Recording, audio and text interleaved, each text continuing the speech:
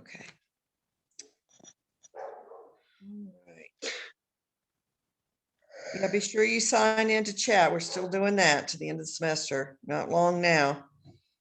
Let me share my screen. There we go. Okay, so trying to get this stuff put together for y'all, and I wanted to show you this critical thinking video, which is one of the things, that's what I was finishing up getting posted up there for y'all. And I am waylaid trying to get stuff up for you. Remember, if I don't have something up, you can't be graded on it. All I can do is grade you on what is actually posted, right? So I don't want y'all worrying about that. The other worry is having the time to get things done. I will always give you plenty of time. If we ended up with one item on the grade book, which you don't have just one item, you have several, but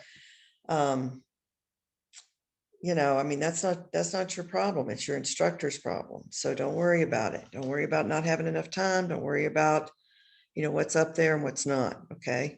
You talk to me about it if you have any issues or problems about that. We have several recordings that I've been trying to sift through and get posted up there. A few of these from early March. You can see my screen. These are, you can't see the things that are, you know, hidden, obviously, that are labeled hidden from students. So those are things that I'm trying to find for y'all if you wanted to go back and look at that. I want to have some feedback on triangle fire. And we're going to tie that into Jace's experience with the macro environment.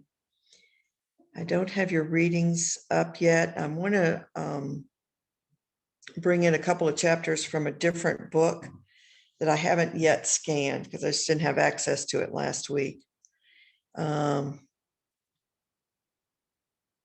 Okay, did count your attendance, had that up there, I believe. Hey, Dr. Savage. Yes. Those two assignments I emailed you on, I was just reminding you about because I don't think you had a chance to grade them yet. I saw them and I've read them and I've not put your grades up, but you're good. Okay. Yeah, I've got them. Thank you. You're welcome. Okay. So I want to try something here for a second.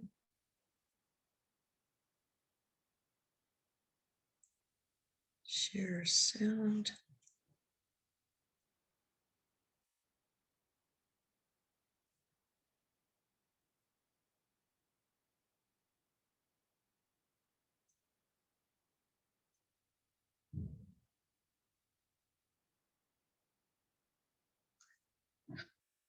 I don't know what share video panel is. Nope, that's not it. Hold on.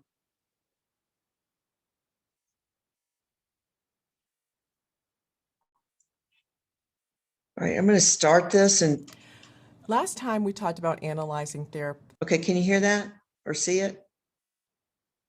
Yes, ma'am. We could hear and see it. Yes, ma'am. Awesome. I did it. I can't believe it. I did it. Okay. All right. So we're going to look at this. It's like not even 2 minutes. Okay. But I think that it's essential as a reminder. Theoretical perspectives. Well, how do you actually think about that? One of the first steps that we need to think about when we analyze a perspective and when we learn and when we create and when we apply knowledge and theories is this idea of critical thinking. So how and why is critical thinking connected to theory and theoretical perspectives? What does it mean? Critical thinking is about reasoning, evaluating, problem solving, decision making, and analyzing. There are 5 basic steps to thinking about critical thinking, and you probably do it on a regular basis, but I'm going to ask you to think about each of them in a very different kind of way as we're beginning to think about theories and beginning to think about our clients and the work that we'll be doing with them. So one of the things that I'd like you to start to think about with critical thinking is this interest in the unknown. What's going on? Challenging appearances. What do you think you see versus what do you actually see? I want you to be thinking about pushing and prodding and poking to make it all add up. it's like a puzzle. I want you to think about working with the client. I want you to be thinking about these theories that we're going to be discussing over the next several weeks. What does it mean and how do things all add up? And then in the end, I want you to think about accepting the results. So the 5 key pieces about thinking about critical thinking are an interest in the unknown, challenging appearances, pushing, poking, and prodding to make it all add up, and accepting results. So why is critical thinking necessary? It really is the foundation for any realistic or rational practice in any field, not just social work, but in business, in medicine, in psychology. We all need to be thinking critically and not accept things just as they are. There you go. So what do you think about that? It's You don't want to do that.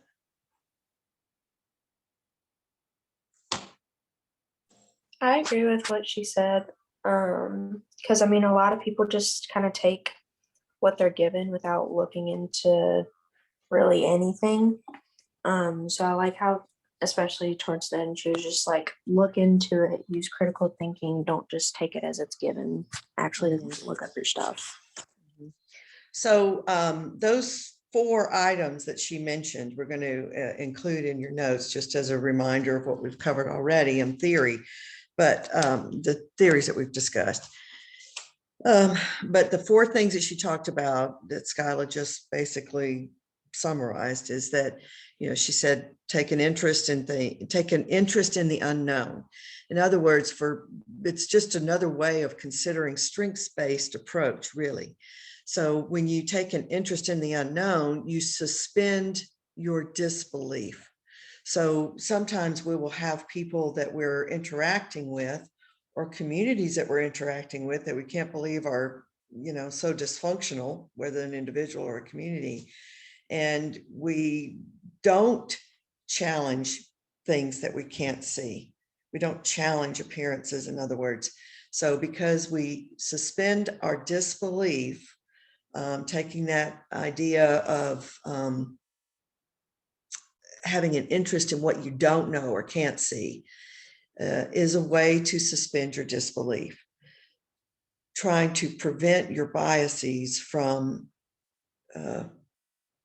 distorting what it is that you're actually working with or working in, as in the case of a particular community. And then she said and this one's interesting, push, prod, and poke to make it all add up. What did you think about those terms she used?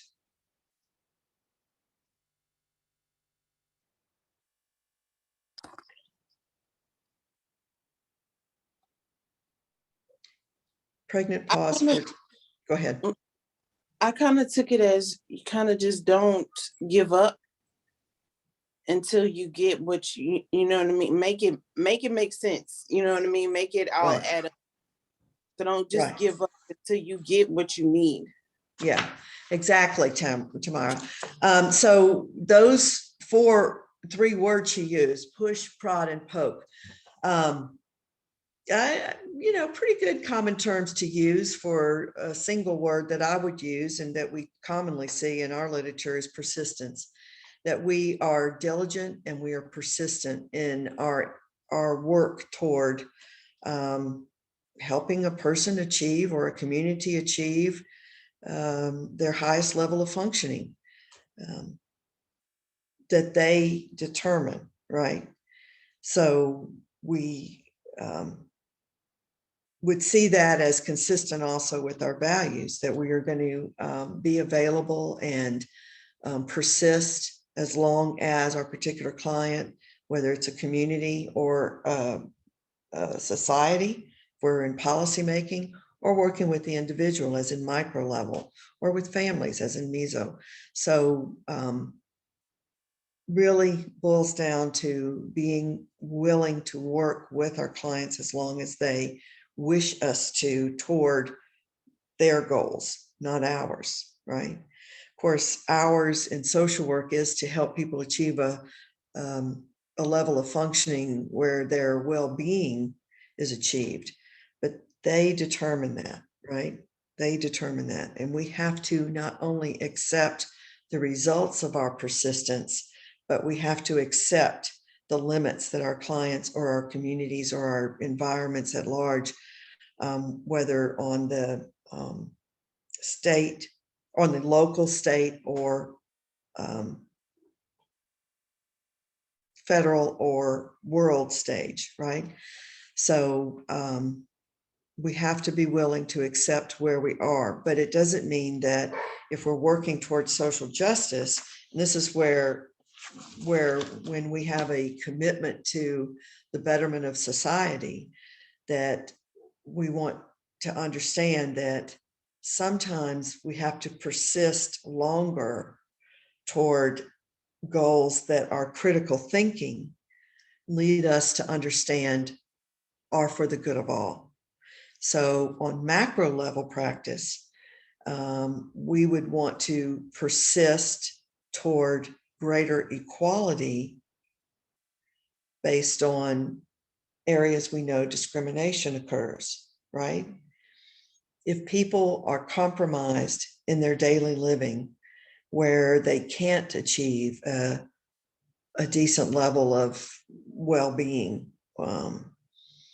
achieve their goals in life, whatever they are, then we have an obligation to work on the macro level in order to push toward those things that need to change. So let's take, and I just came across this in preparing for class today, and I thought it was very interesting. And all of y'all may not relate to this if you've not been a parent, but you may have seen, even if you've not been a parent, you may have known breastfeeding moms or seen a breastfeeding mom in public. But this was a great example, I thought, of how we see the macro environment impacting individual behavior. So, for example, for women who choose to nurse their children and they are, say, in public and they, are nursing and they use, nowadays we have these, I forget what they're called now. Both of my daughter and daughter-in-law both use these, but they were these like cloth kind of affairs that went over your shoulder and you could cradle the baby in it and kind of pull it up a little bit and not reveal any aspect of your breast or anything while the baby was nursing, right? And it was really very cool. I would have loved to have had those because I actually experienced this with my children, where, when you're in public and your baby's screaming and they need food and that food comes from you and you've got to stop and do it right there, right then.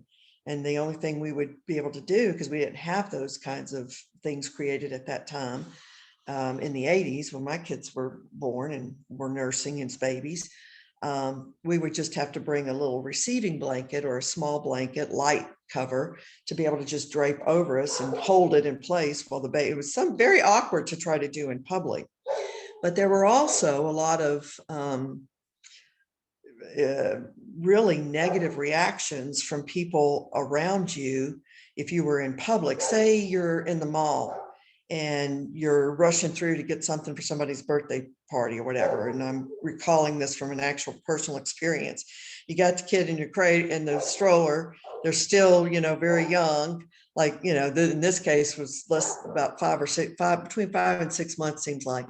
And I'm rushing through to try to get, this birthday present or whatever. And for a birthday party we're going to, and all my kids were like a year apart. So, I had two walking along when another one's, the newest one's in the stroller. And so, I had to stop and corral all those kids and try to take care of the one that was crying that I needed to, nurse right then to be able to keep people from looking at me like I was nuts because they're screaming, right? Or the baby was screaming. But then I sit down and nurse them and people walk by and give you these looks like, oh my God, and I wasn't exposing myself at all. I had a little receiving blanket. That's how I did it. But now, there are more things created for women to be able to be much more, what do you call it? more discreet. That's what I was looking for. So you could be more discreet, right? But nonetheless, there are still those that will, react negatively in our environments, in our larger social environments, and see that as unacceptable. But should we allow that social sanctioning cause that impaired relationship? I'm not phrasing this exactly right. Should society have that right to cause women to feel uncomfortable doing what comes naturally, especially if they're able to be discreet? Let me just ask you that. It's a more straightforward way for discussion, perhaps. Should people in the larger society, when you're in public, have negative reactions causing women to feel uncomfortable? Is that fair to women and to the babies? No, not at all fair, especially in the babies, because I mean, it's common sense that they know that you need to feed your child. Society has sexualized women in such a way that if you pull out your breast to feed your child, they automatically are like, make that some sort of sexual thing, when breasts are for feeding your baby. Right. And it is absurd. I followed this woman on the internet. She's like a internet personality, and there was actually this big controversy this week because she had a newborn and she was tandem breastfeeding her 2-year-old and her newborn. And she is not discreet. She just pulls it all out. And, and there was a lot of negative, horrible things that people said to her and about her in that. And it was really hurtful as a woman for me to read those comments.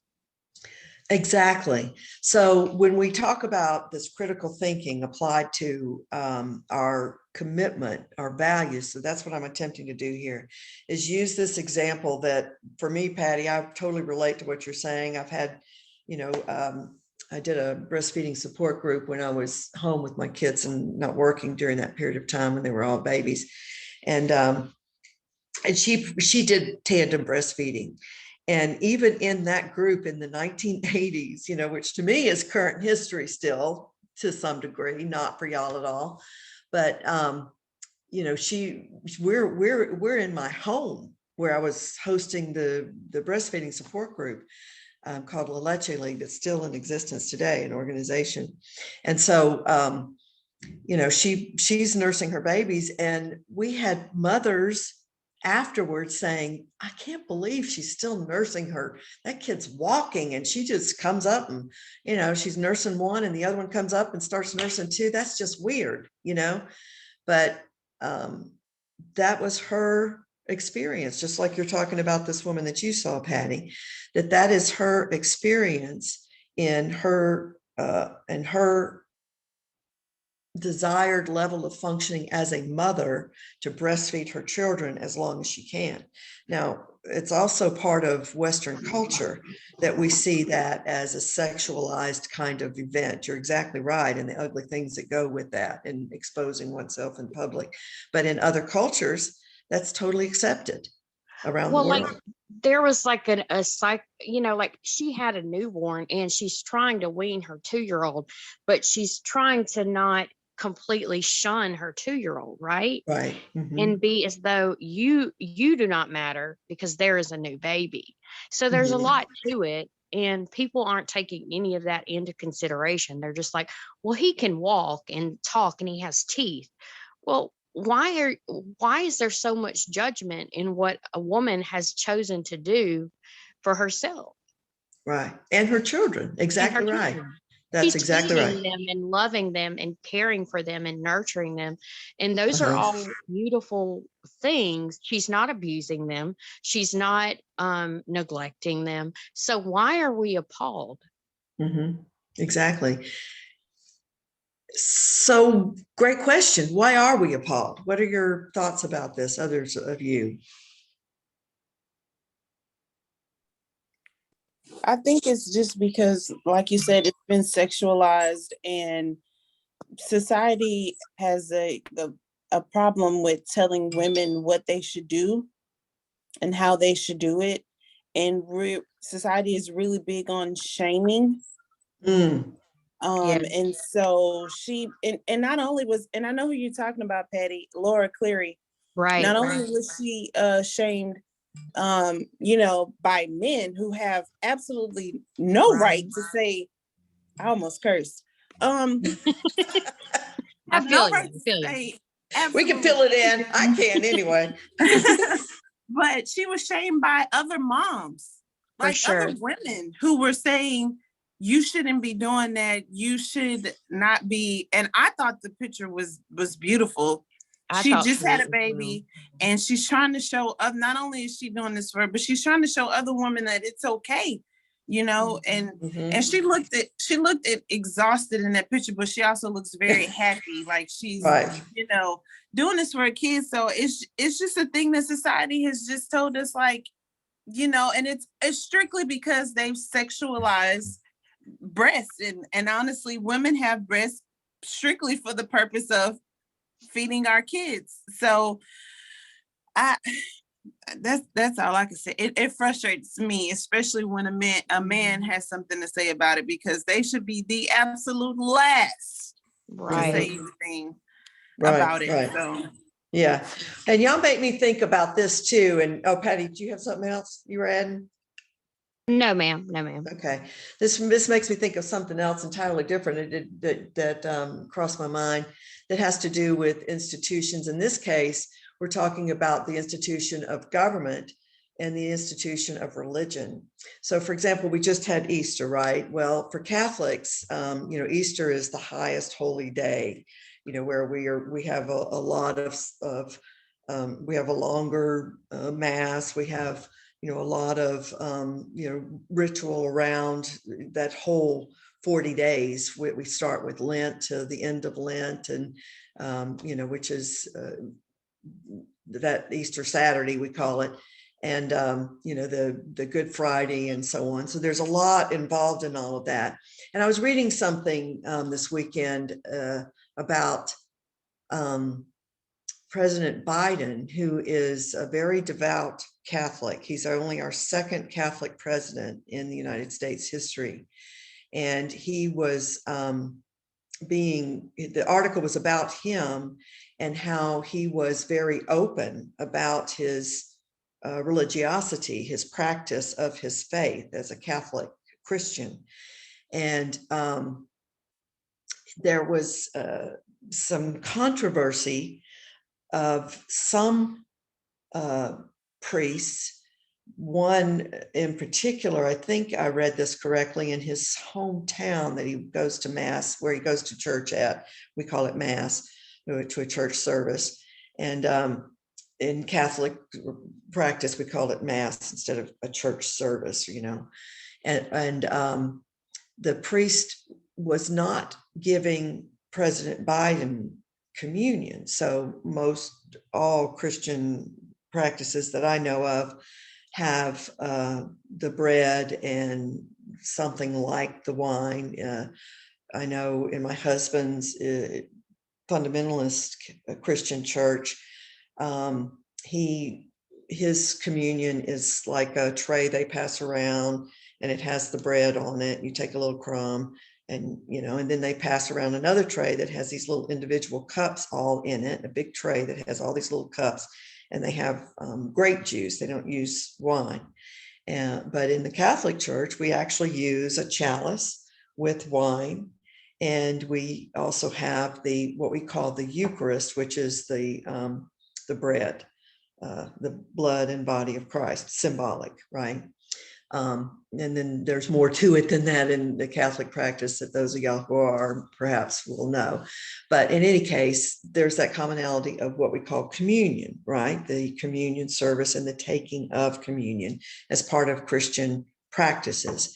And so the priest who delivers communion and is similar to the preacher or whoever prays, for over the communion. And then you receive it, right?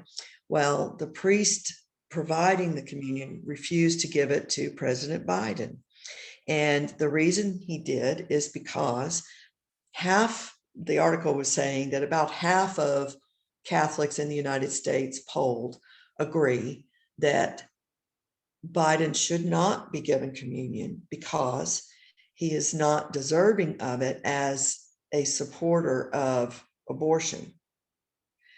And that, but others, the other half of Catholics polled, said that his practice of being president of the United States, that has to be president of everybody, of every denomination, of every, even non-denominational or atheistic people, doesn't matter. The law is the law. And he is the president of the United States, charged with upholding the law and assuring that the government runs in a way that benefits all of Americans, right?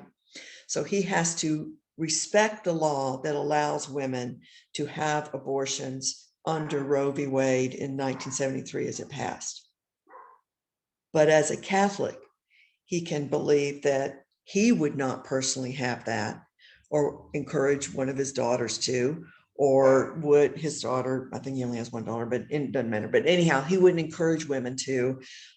He doesn't accept it as a practice for his own Catholicism, his own form of Christianity that he practices and has been raised up in and socialized in his entire life and still practices, right? So he tries to find that balance. There you have two institutions, and this is a great example of the macro environment influencing individual human behavior. Here we have the institution of individuals within the Catholic Church, for example, who are divided about whether it should be a privilege of the president currently to have communion when he is not actively asserting his primary purpose as a Christian to try to take apart, for example, the law allowing women the basically reproductive rights. So there you have that example. And then also the example of the government that requires him in that role as a Catholic to, uphold the law and assure that, people have the right to whatever the law allows, right? So hopefully that serves as a good example. But then I also want to bring it back to Jace, because I said that's what we would do, right? And that gets to the issue of, let's see, one of y'all's questions, which, by the way, I want to make sure I bring that out to y'all, that I do have that up for y'all with the answer, so you can look at it as a study guide. So you have the economic institution, the institution of our economy, is a better way to phrase that. And also, you're writing your personal experiences, so it's really nonfiction, correct, Jace? Yes, ma'am. Everything I wrote was extremely factual and about my life. So yeah. Yeah, right. So it's nonfiction, it's your personal narrative. It's a kind of autobiography. Right. Okay. So so you have, but nonetheless, as autobiography, it is a form of public entertainment in the sense that it is, well, entertainment, information, of public information, because as nonfiction, you are informing the public through your writing, your experiences, and informing them about issues of depression and all of the risks and challenges and the possibilities of living with depression, right? So all of those things then you are putting into your book and making available to the public, so that becomes a source of public information. So we could say media then as an institution. And that portion of the media that is not for entertainment, that was a bad choice there. And I was thinking of the test, that's why I interjected that. But it is media, and it is that portion of media that is for public information purposes. It's nonfiction, in other words, right? And then you also have economic, or the institution of the economy. How would you see, and Jace, you don't have to be the only one to answer this since I'm using you as an example, others of you can chime in, because I've been talking about how macro institutions impact individual behavior. How do those two macro institutions, media and economy, impact Jace as a person, as an individual? How does it impact his behavior? How do these institutions impact directly his behavior?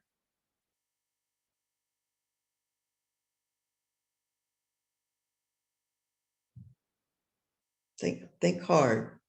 Think about what I've been discussing, from the breastfeeding to President Biden.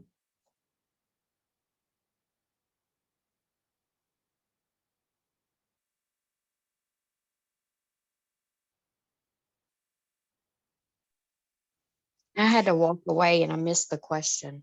Okay.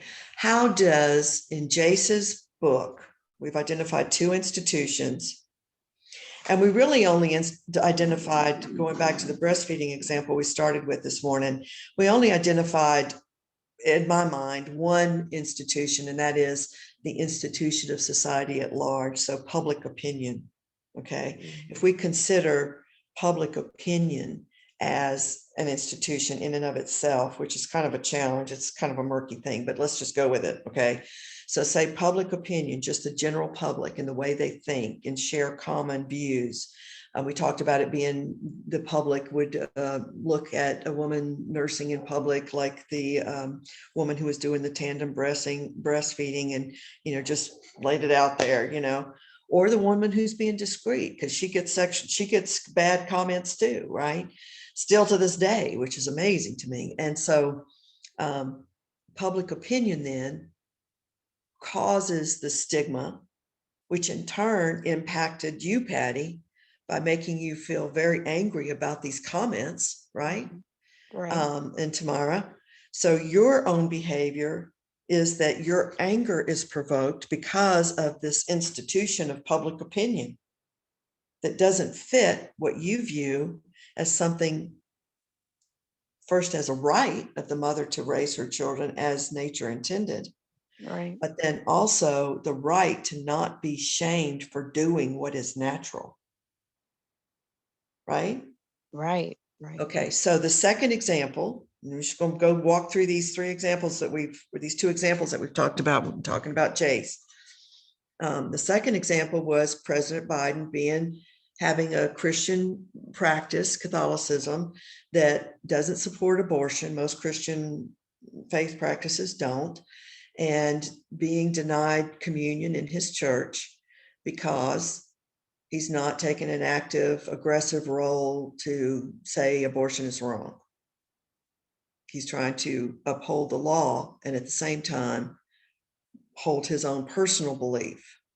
So we have the institution of the church and the institution of government that causes him to take this dual role because of his position as president, right? And then the institution of the church that now is, you know, probably making him feel pretty bad that his church is, in my mind, I would not be surprised if he feels punished for taking a leadership role as a patriotic American, you know?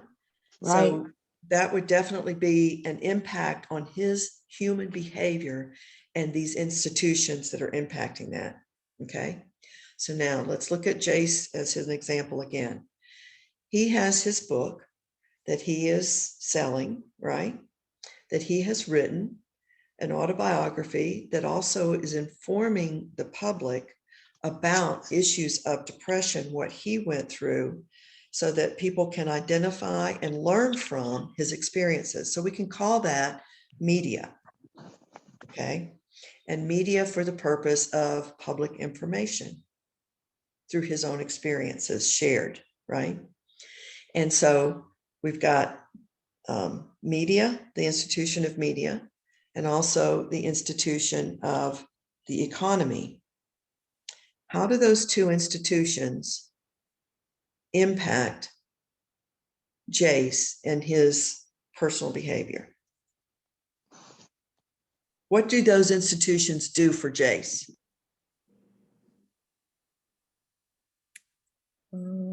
What was that last part? I'm sorry. What was that last question? What do those two institutions, media and what did I say? Economy, media and economy. How do those two institutions impact Jace's behavior? You talking about like social media? No, I'm talking about media like selling books. How does it affect Jace's behavior? Or how does it affect the like his selling of his book?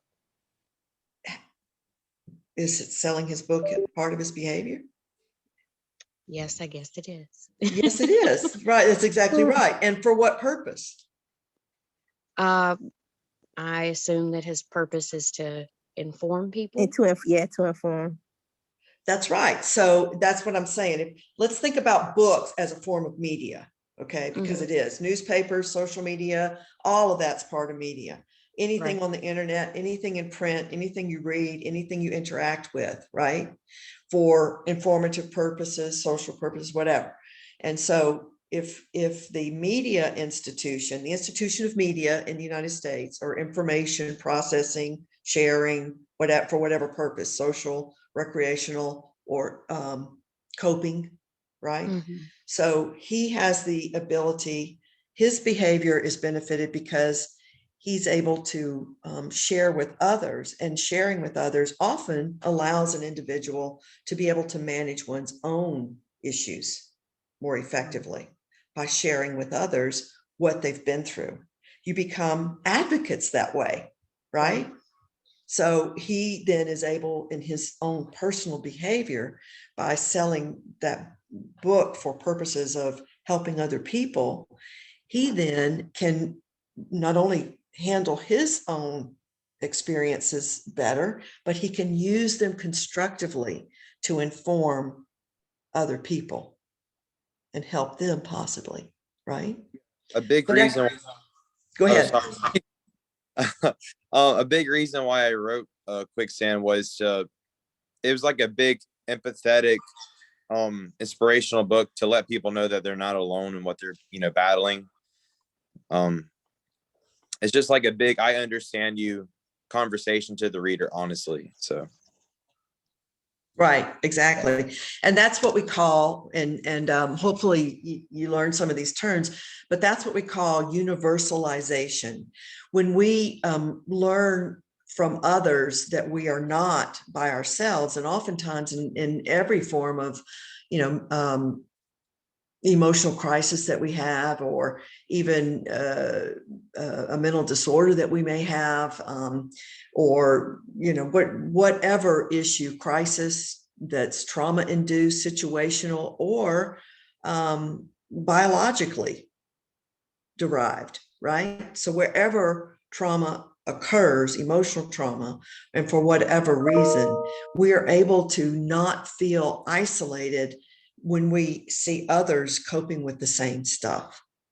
And so Jace sharing that, as he's described, is seeking to help other people not feel like they're alone, that he understands them, he's empathetic towards them, and he's got his own experience to say, hey, you're not by yourself. That's called universalization. And when that happens, it allows you to cope more effectively. So it's like a give and take in a way that's occurring for you, Jace, that you, by sharing your story, having gotten through, being able to manage, you are benefited knowing that other people are going to benefit, especially when you get feedback from them. Hey, you have about 5 minutes left. Uh-oh. Okay. So do you get what I'm trying to tell you? That what this critical thinking is about? We can look at that as a strengths-based approach and see it applied directly in how we work on a one-on-one level. Thank you, Charis. And we can also see the macro environment impacting our behavior too, whether it's the institution of public opinion, or the institution of religion, or the institution of government, or the economic institution, or media at large. Okay. And all of those things are what you're going to be looking at and thinking about in those terms. That's what's important for you when you get these instructions finalized for you today. Okay. So let me scroll down here, since now I know I'm sure I probably only have about a couple of minutes left, and show you where the quiz, or come on, what did you do with them, Jenny? Oh, I guess I should say, what should you do with them, Dr. Savage? Let me see. Oh, Lord have mercy. Did I not put it up there? I was just looking. I don't think I saw it, but I could have overlooked it. All right. Well, no, I think I might have meant to put it up here in unit 4. Okay. I'm going to put it in 2 places. I'm going to put it down here where the quiz was. Mm-hmm. And then, This is the instructions for the final assignment. yeah, but also the quiz with answers. Oh, which quiz is that? Quiz That's one. quiz. We only had one quiz 1. That's what I was right? thinking. I was like, are you, did I miss something? Okay, no, you should be able to see this right now. This is what I've prepared for you. These are all of the questions. And I had begun to fill in some of this and was going to talk through a little of this, but ran out of time doing all the institution talk. But there are the answers that show you there. You could, I guess my intent was to, when I ran out of time, was to let y'all go ahead and just make notes if you wanted to, and then use them that way. Then the highlighted terms for the matching and the terms filled in there. This So will be you'll, on our final as well. correct. Yeah. And I want to try to give you one more quiz to have as a study guide that I hope to get up there for you. But again, my hope and intent and plan and on the syllabus, if it ain't there, you can't be graded, right? I just want you to remember that. Okay, so we should be out of time now, and I'm gonna wait about maybe about a couple of minutes for all of y'all to sign off. And When are the instructions going to go up for our project, to finish our project? they'll be up there today. So I was working on this last and got diverted working on this. So I'll have those up for you today. Okay, yes, ma'am. Dr. Savage, Yes. can I wait until everyone's gone and ask you a question? Okay, hold on a minute. Stop.